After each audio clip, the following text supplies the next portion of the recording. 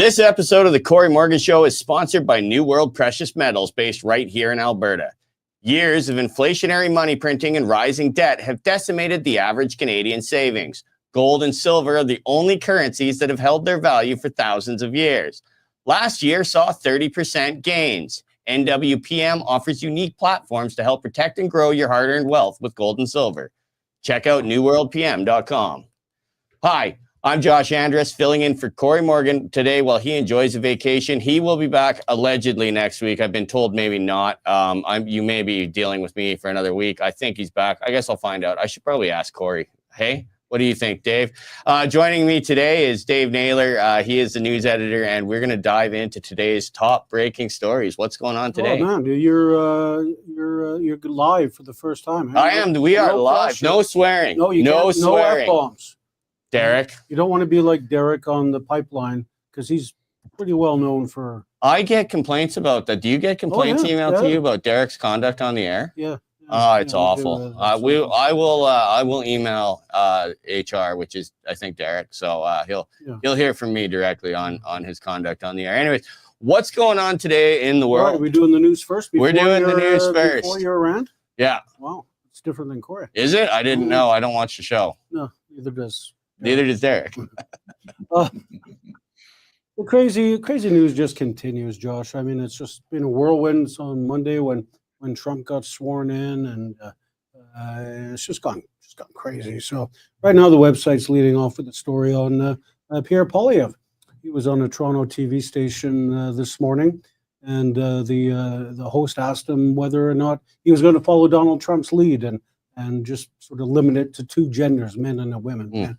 And Poilievre got into it with the host, and you'll find the exchange quite hilarious. I'm looking forward to that. Yeah. Is he eating an apple when he's doing it? No, he's not actually. Okay. That would be, maybe we could get AI to put one in. I think he should just have an apple on him at all times. That's a good idea. Just in case you need to That's a good idea. deal with some non-Western Standard reporters. Our reporters are great here. Yes. Green Party former leader, whose name will never be in the footnotes of history, says Canada should become a safe haven for all the transgendered and non-binary and binary and LGBTQ people that Trump forces out of his country. Come to Canada, they say. So there's that. Yeah, we'll see how that goes. I mean, we got an election coming up, but maybe they could stay at your place. You got room, don't you? No, I don't. Actually, I have too much stuff in the space that people could be in. Oh, okay. Netflix up 16%.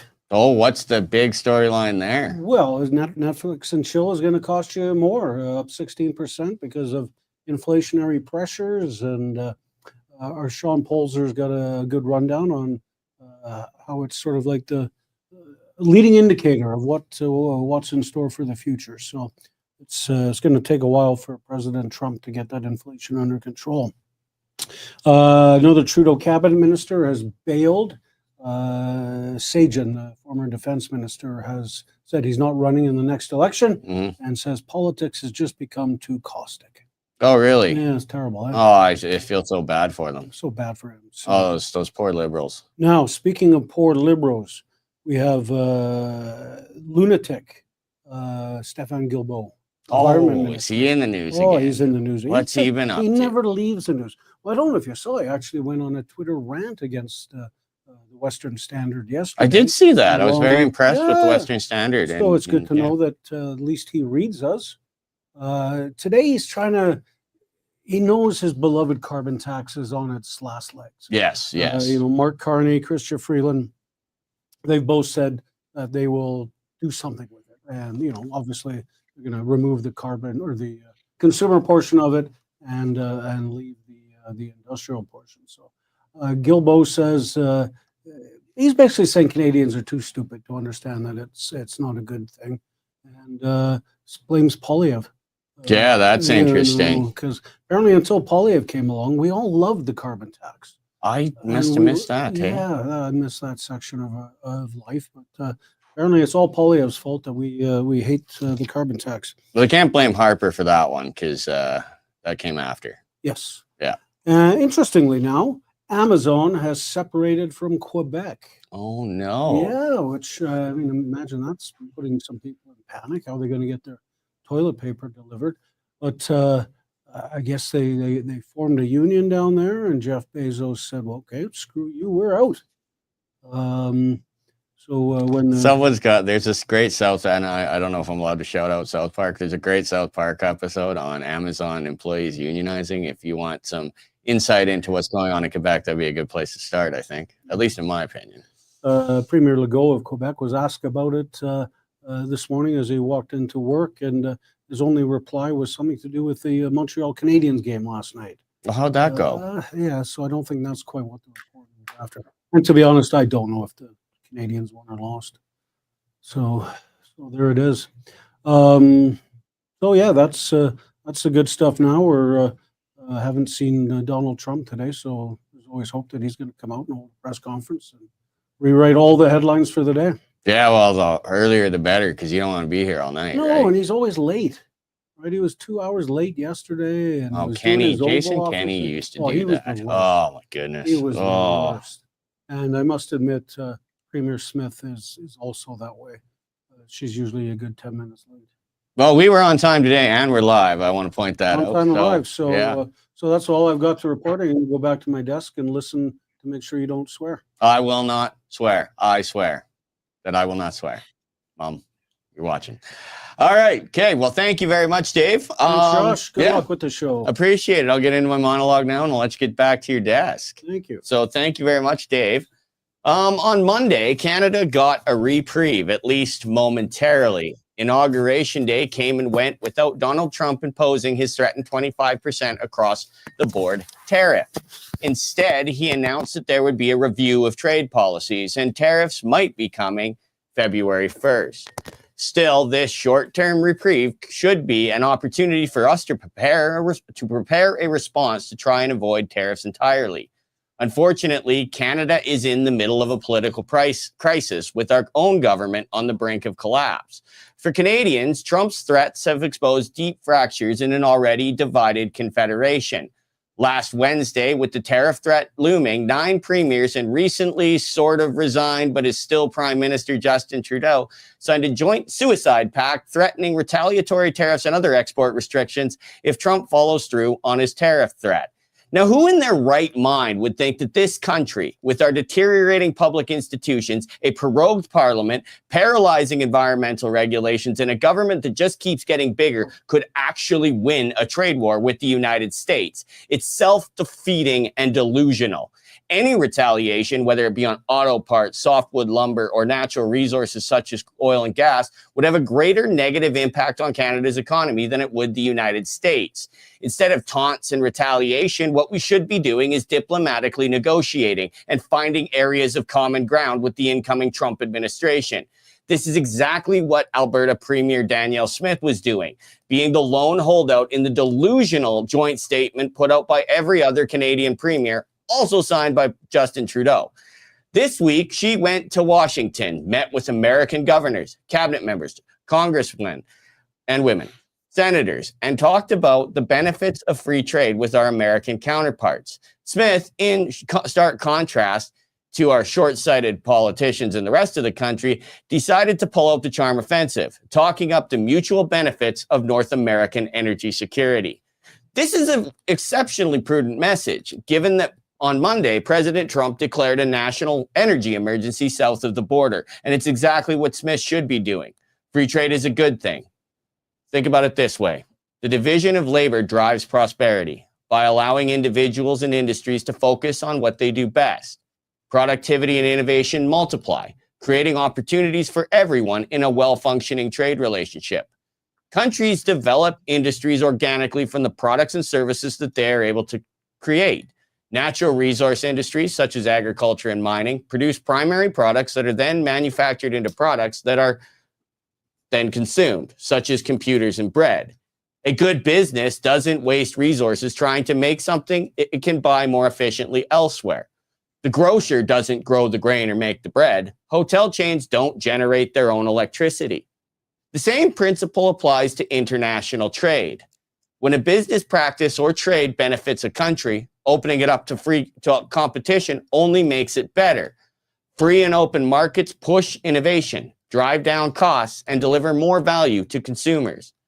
Policy should focus on maximizing benefits for the people who buy goods and services, not just protecting those who make them. Free trade is rooted in the principles of mutual benefit, individual liberty, and human cooperation. It allows people to specialize in what they do best and exchange goods and services with others who do the same. This system creates value that benefits everyone involved, fostering prosperity and innovation. Free trade ensures that customers have access to a wider variety of goods and services at lower prices, improving their standard of living. It levels the playing field, allowing businesses and workers from anywhere in the world to compete based on merit, innovation, and hard work. More often than not, blocking free trade often protects special interests at the expense of the public, driving up costs on essential goods and services. Free trade also promotes peace and understanding. For generations, Canada and the United States have become increasingly economically interdependent, which has reduced the likelihood of conflict. I believe that a stronger trade relationship between our nations will build trust and encourage collaboration across borders, since humanity shares common goals of progress, prosperity, and stability. Economic isolation, on the other hand, breeds mistrust and resentment, weakening the ties that bind us together as a global community. No single country has all the resources, skills, or climate conditions needed to thrive in isolation. All that being said, Trump's frustration with Canada is not a new development in cross-border relations. His first term as president was defined in many ways by intense negotiations on the old free trade agreement, commonly known as NAFTA. Then, as he is threatening now, Trump implemented tariffs as a response to trade barriers, border security, and a lack of defense spending commitments from Canada and Mexico. As negotiations dragged on, Trump's intent became clear. He wanted all Canadian protectionist policies eliminated. The United States International Trade Administration, a U.S. government resource, identifies several trade barriers that exist between Canada and the United States. These include the system of supply management in our dairy industry, digital services taxation, as well as various policies of the Canadian Radio, Television, and Telecommunications Commission, the CRTC. That's a bit of a mouthful, and I didn't swear. In 2018, at the height of the USMCA negotiations, Trump had this to say: no tariffs, no barriers, that's the way it should be, and no subsidies. In other words, let's say Canada, where we have tremendous tariffs, the US pays tremendous tariffs on dairy, as an example, 270%. We don't want to pay anything. Why should we pay anything? Now, pardon me for not doing a Trump impression. I don't have a very good one, but I assume you can picture how he would say that. I always end up sounding like Robert De Niro. Anyways, Trump would eventually approve the renegotiated NAFTA, renamed the United States-Mexico-Canada Agreement, or USMCA, which left the dairy tariffs in place. But he clearly had reservations, hence the 25% tariff threat. And the threat is a serious one, given Canada's weak position in the relationship. Our economy, relative to the United States, is fading. We are getting poorer. This can be attributed to disastrous economic policies under a tax and spend liberal NDP government that has squeezed out foreign investment. Capital investment in Canada is so dire that former federal finance minister Chrystia Freeland enlisted ex-Bank of Canada Governor Stephen Poloz to pressure the Canada Pension Plan Investment Board into investing more money in Canadian companies. At the same time, government spending has skyrocketed, as have taxes. Ottawa's fixation on destroying Canada's energy industry, heavily concentrated in Alberta, has long been a point of contention in Confederation. Continuously kneecapping the industry that powers every other industry, combined with inflationary government spending, has had the undesired effect of creating an affordability crisis. Retaliatory tariffs, especially given the decline of our economy relative to the United States, is going to hurt Canada much worse than it will the United States. What we should be doing is finding ways that we can better collaborate, ways that we can help each other. As an export-based economy, the majority of Canadian business activity is involved in producing and manufacturing products that are then sold to international buyers for use in their markets. If we don't have foreign markets to sell these products to, these industries will wilt, compounding economic pressures within our borders. So in that sense, Canada is for sale. Someone needs to get that message to Team Canada. Ontario Premier Doug Ford estimates that the 25% tariff could cause job losses in the range of 500,000 in his province. Manitoba Premier Wab Kinew has stated that Manitoba would go into a recession. In British Columbia, where 54% of all exports go to the United States, Provincial Finance Minister Brenda Bailey is predicting losses of $69 billion by 2028. In 2023, Saskatchewan exported $26.9 billion worth of goods to the United States after hitting an all-time high of $29.3 billion in 2022. The point I'm trying to make here is that no single province is immune. What do these premiers think is going to happen when they slap an additional tariff on the Canadian side of the border?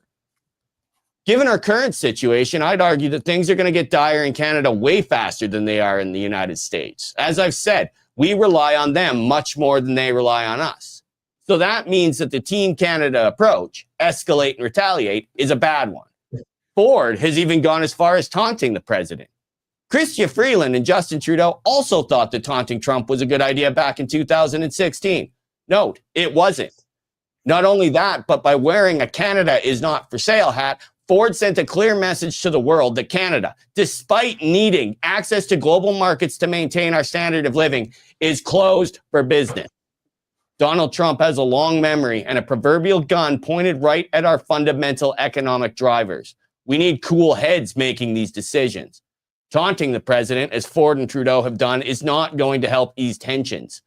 Not only that, but we consistently refuse to remove trade barriers, limiting our ability to expand trade relationships with other foreign countries.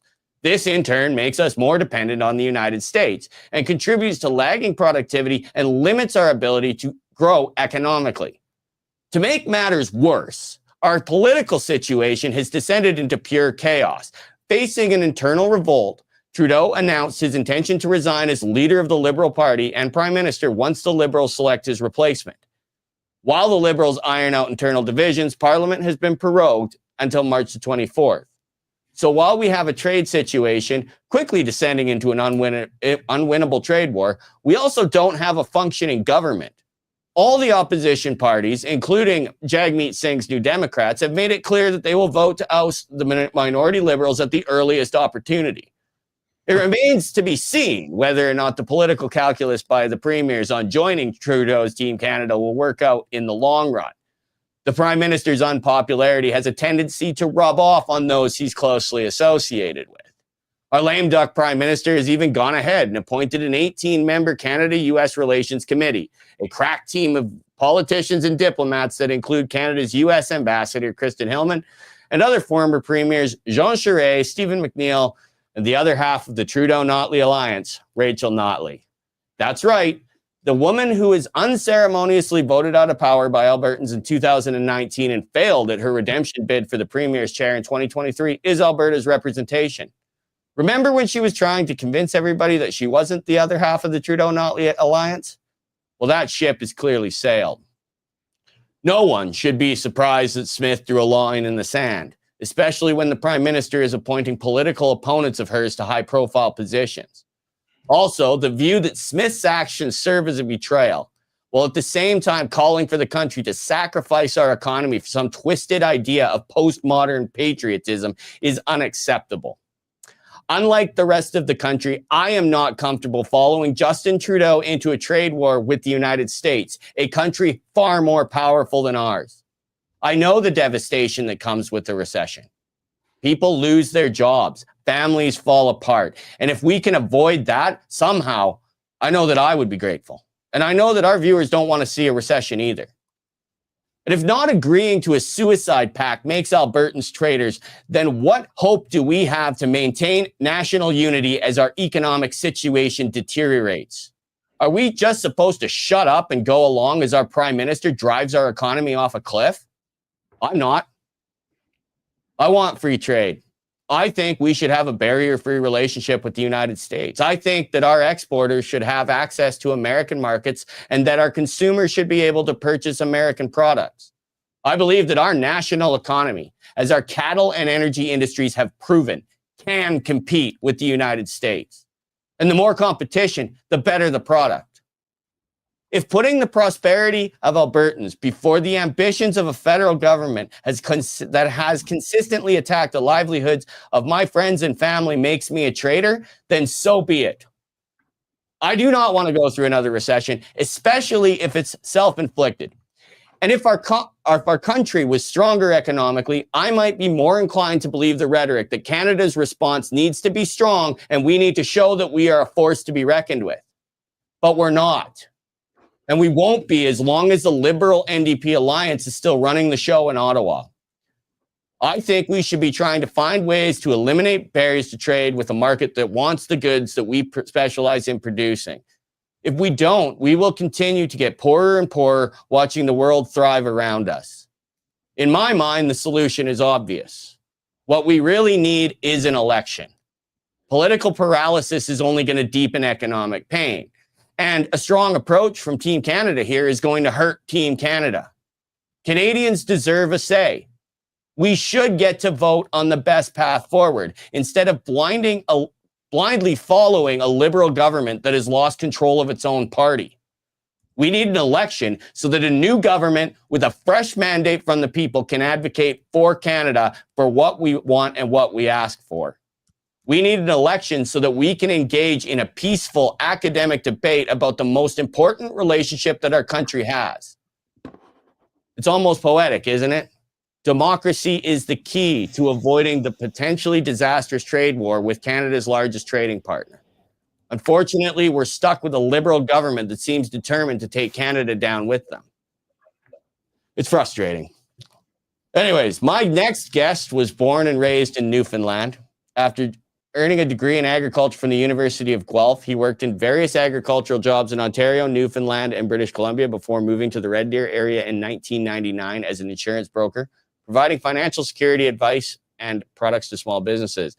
Since early adulthood, he's been passionate regarding politics and policy. He appeared before the Charest Commission in 1990, speaking in opposition to the Meech Lake Accord, and in the same year presented in-camera recommendations to the Newfoundland Task Force on Agri-Foods for reform of both the federal and provincial agriculture departments. For the past 15 years, he has been active on policy issues for the Conservative Party of Canada, the Wild Rose Party, the United Conservative Party, the Town of Innisfail, and the Red Deer Chamber of Commerce. He has worked to develop policy positions ranging from the wheat board reform to healthcare to finance and tax. His name is Gord Tulk, and he's a director at the free market think tank, Libertas Alberta. Thanks for joining me, Gord. I want to get started. First of all, what was your reaction to the Premier's joint statement? Not Danielle Smith, the one Danielle Smith put out, but the response with Doug Ford and Scott Moe sitting at that press conference right beside Justin Trudeau. What were your thoughts on that? In one word, disgust. We're seeing the politicization of an issue that Donald Trump wants to address, which is border security. Can you hear me okay there, Josh, buddy? I can hear you. Are we good? We got audio. Okay, you're good. Yeah, nobody swore either, okay. So point that out. Yeah. So I'm disgusted that we've got people who purport to be conservatives engaging in anti-free trade rhetoric, pulling on the mystic chords, with apologies to Abraham Lincoln, of our genesis in this country, which was fundamentally protectionist and anti-American. And now it's becoming political. Looks like Mr. Premier Ford is going to run an election on an anti-Trump, anti-American platform. And it's all about, they don't want to look in the mirror and say, we do have a border issue. Yesterday, Donald Trump's long lengthy release was, in regards to Canada, all he's interested in is border security. It's got nothing. Tariffs is the weapon to push us towards that. And instead of doing the right thing and addressing that issue, which I think most viewers and most conservatives in Canada agree is a severe issue, these guys have devolved into politicizing free trade and going into a protectionist huddle against this evil American empire. And it's disgusting to me. I thought we were past this, but we're not, obviously. So, yeah, we shouldn't be surprised by it, I guess. I think that's probably my fault, or I think a lot of Canadians' fault, that Central Canada especially has always been protectionist. That's why it exists. That's why it's prospered for 150 years. So I guess we shouldn't be surprised. No, and I didn't talk about it much in my monologue, but the history here is like Good monologue, by the way. Well done. Yeah, thank you. But I don't want to get too flattered here, but yeah, it's just one of those things where like it is frustrating because but it is a point of contention and has been within Confederation for generations. You can go back Forever. to one of the first federal elections that was fought after Alberta and Saskatchewan were divided and created, but we got provincehood, was over the concept of reciprocity, which the West wanted free trade with the United States, simply because it was easier to send stuff to Chicago or LA than it was to ship it to Toronto, right? Or to Ontario factories. So in a sense, Western Canada has been almost a captive market to the East within Confederation. And so, yeah, I don't think anybody should be surprised about the motivations of the premier and what's going on. But I guess that really brings me to my next question is, are we truly a trading nation? And I think you touched on this. Or are we destined as a country to be a captive market? We can't get pipelines to export our energy products. We had a trade deal fall through with England, I think, recently over supply management. Like, are we destined to be a captive market, or is there a way that we can break out of this? There's been books written about the two solitudes, and we've always understood the two solitudes to be English, French. But there's another two solitudes, and it's an economic solitudes. There's the free trade side and there's the protectionist side. 8 of the 10 provinces are massive trade entities. That's what Alberta has more of its economy based on trade than any other jurisdiction in the democratic world, with the possible exception of Saskatchewan.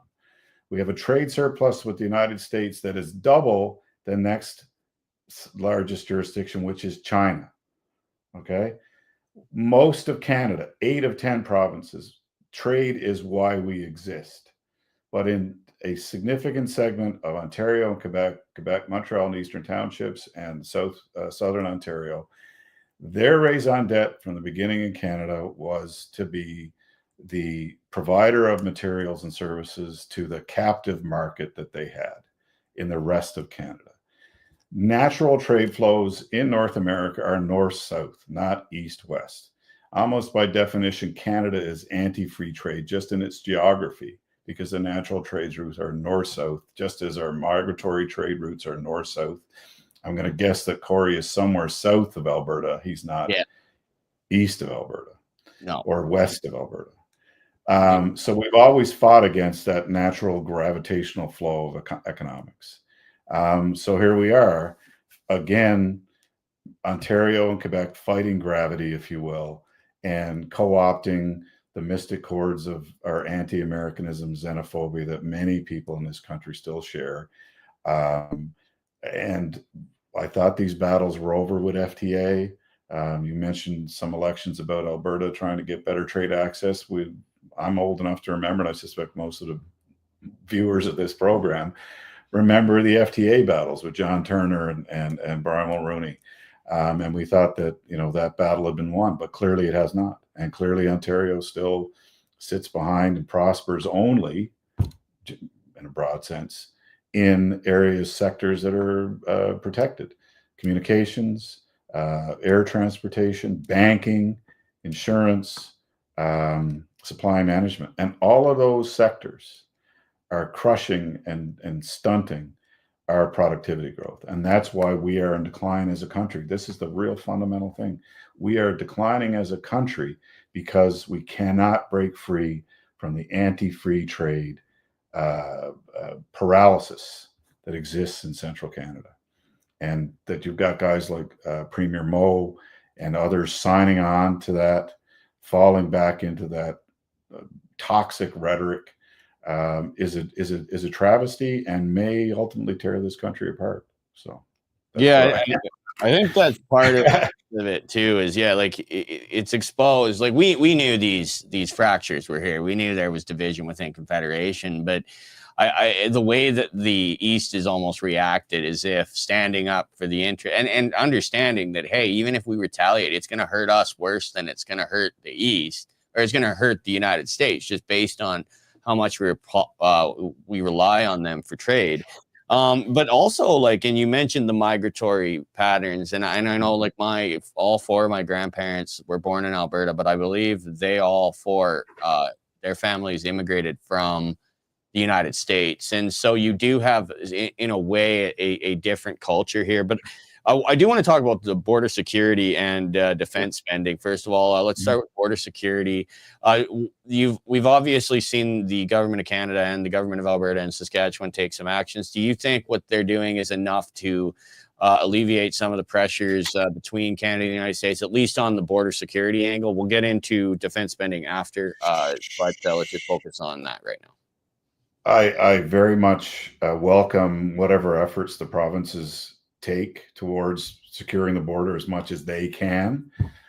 But clearly, this is a federal jurisdiction in most respects. And we have a government currently with the NLDP, who prosper politically by ignoring our responsibilities of being a good neighbor and ensuring our borders are strong, not just borders from Canada into the US, but people coming into Canada who then use us as a transition point, if you will, into the United States. If you look at some of the terrorist activities that were broken up in the northeastern US, they trace back to Montreal, they trace back to Toronto. Trump has a point. And the federal government would rather use it as a political look at Trump not liking us and wanting to go to bat, rather than saying Trump has a point, we agree. I think that what I would really like to see is Pierre Poilievre to frame it that way, that the president, that Americans have a point. We need to secure our borders, as do the Americans.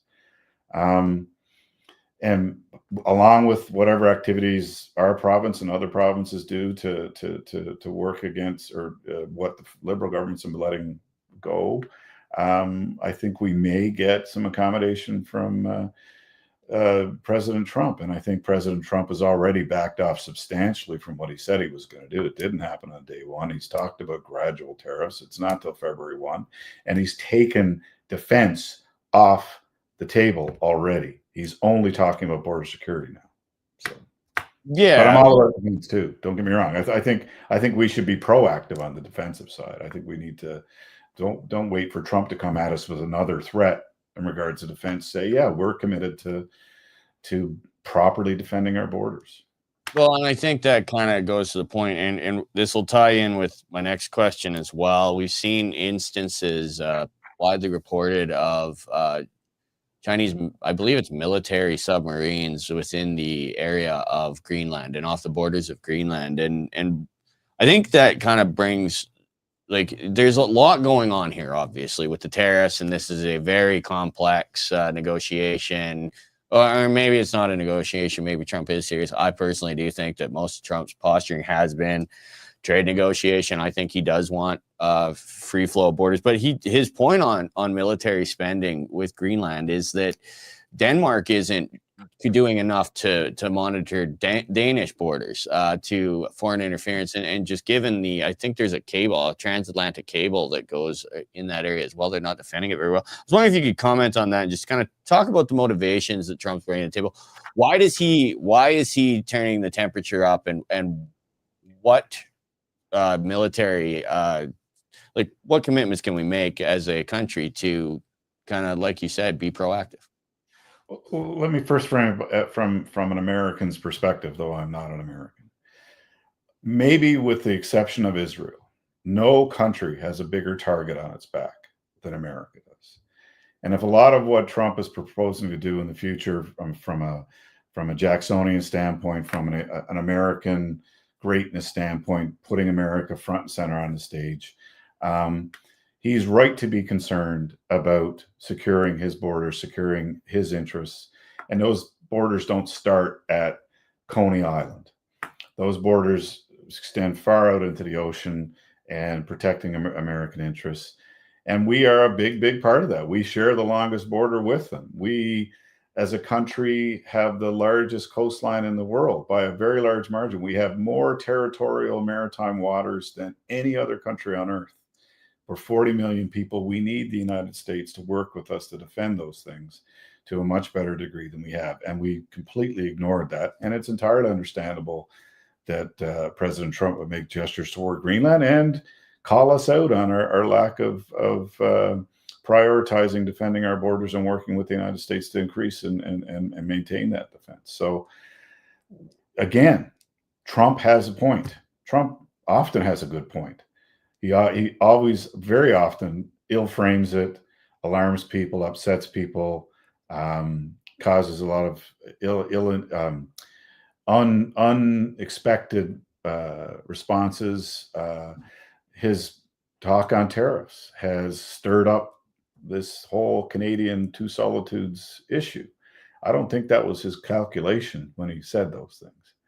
So yeah, getting back to defense, I feel that it's long overdue. I would very much like the Conservative Party to adopt rhetoric such that's calling for a new NORAD, telling President Trump when, not if, the Conservative Party wins the next election, we will work rapidly towards reestablishing what NORAD is in the 21st century. I think that Canada, to be blunt, cannot defend all of its waters. It cannot build a navy big enough and adequate enough to totally defend its waters. It needs America's help. But there are things Canadians can do from a military standpoint and projecting of and defending our interests and America's interests in other aspects that the United States would very much welcome. But we need to talk. We need to acknowledge that we need to do better, and we need to have America work with us to defend our borders and therefore defend theirs. I don't know if that helped, Josh, but there you go. Yeah, we're still got 8 minutes to fill. So no. Listen, here's my vision of defense. Canada, what I want to be, okay, is I want Canada to be Israel North. I want to be the tip of the spear in terms of projecting in a very sharp way our interests, America's interests, and the free world's interests. I would like, if we are really going to do what he talked about, hell to pay, which don't get me started on that, hell to pay, he hasn't done any of that. But if we're going to take out Tehran, okay, if we're going to take out the mullahs in Tehran, and it's going to take military action, I want Canadian special forces in there right next door to Israeli special forces. And we're the ones hitching the logistical ride on American carriers and American fuelers. That's what we can do. If we go to America and say, where we have areas where we can project power on our joint behalf, but with a Canadian flag attached to it, with Canadian people on the ground, because American people on the ground is too disruptive, if you get what I'm saying. I think that's the role we can play. That's the kind of ally we should be. And I know a lot of people bridle at that kind of thing, but we cannot. We have this huge country. We literally do not have the GDP to build a true blue water navy to handle that, and Air Force. We need to get under, like we've always have been for many, many, many years, under the American umbrella. But we need to help that umbrella, the country holding that umbrella, to extend and protect the outer fringes of that umbrella, and that's our role. So. Anyway, I got one more question here. All right. So we saw the other day on Monday during the inauguration, I guess after the inauguration, Trump declared what's called an energy emergency. And this might be an easy one for you. So but in terms of competition as well, cross-border energy competition, we have in Canada a situation where we have a carbon tax. We have a tanker ban. We have all of these federal policies, and I could list them, but that would take forever. We've got all these policies that are limiting our ability to produce energy and compete, which is likely contributing to the discount. And now we have an America that is drill, baby, drill. How do you see this impacting not only our energy markets in Canada, but how is this going to like, is it going to lead to a more loose regulatory environment in Canada in the long run? Is it going to impact election chances? Like, what are we looking at here? How does the Trump approach to energy differ from Canada, and how is that going to impact our economy? Well, again, why look back at why does Trump want to unleash the oil and gas sector in the United States? Strategic, right?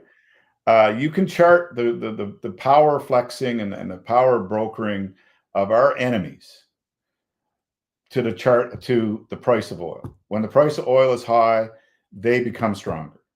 If we want to weaken our enemies and at the same time vastly improve the productivity and growth and wealth of our own countries, cheap energy is the way forward. So he's treating energy as a strategic asset and that Americans forever have not exploited. And he's unleashing that. I think that's an enormously important first step. Clearly, Keystone's going to be opened up, XL, but we need to follow their suit. Now, back in the day when when oil sands was first being truly recognized for the asset it was, there was not a single day in the Congress where somebody in the Congress got up and spoke about the importance of Canadian oil sands to strategic issues in the United States. We, along with the United States, can crush the cost of energy around the globe, and by doing so, crush our enemies. Alberta's most important strategic asset to the free world is the development and expansion of our oil and gas sectors, period. And if Pierre Poilievre can work along with Trump and the Americans to truly unleash our oil and gas sector and frankly our coal sector, we will destroy our enemies economically. And we will also prosper enormously as a result. So yeah, I want what Trump wants in Canada. Okay. I want Trump looking to Canada as not a foreign source of oil and gas. And most Americans don't, by the way. Most Americans consider Canadian oil and gas as a domestic supply. Not from a we own it, but from it's that safe, it's that reliable, we can count on it. Okay. So, all right. Well, thank you to Gord Tulk. We are pretty much out of time. I'm getting people telling me that we're out of time. So thank you very much, Gord Tulk. Everybody, that was Gord Tulk. He is a director at Libertas Alberta, long time at. I call him an academic. I don't know if he's a formal academic, but he's one of the smartest people I know. So I decided to have him on the show. So again, thank you to all of our viewers. And again, this is my last show. I think Cory might be still on vacation. I don't know. I've never told anything around here. So I just wanted to do a shout out to the team here. That they've done a fantastic job letting me kind of come in and do what I want. Special thanks go to Dave Naylor and Cory Morgan for going on vacation. Thanks for the opportunity to give me here. For those of you who aren't subscribers, please go to www.westernstandard.news/subscription. Subscriptions options are $10 a month or $100 for the year. I would recommend doing the year. That's just my call. And that's really what keeps the lights on. The Western Standard is an independent voice of the West. We did not show up for the bailout when the federal government was handing out money. We are independent of federal government bailout money, I guess you could say. And we plan on remaining the independent voice of the West. So anyways, thank you very much for being on the show and for joining me today. Have a nice day.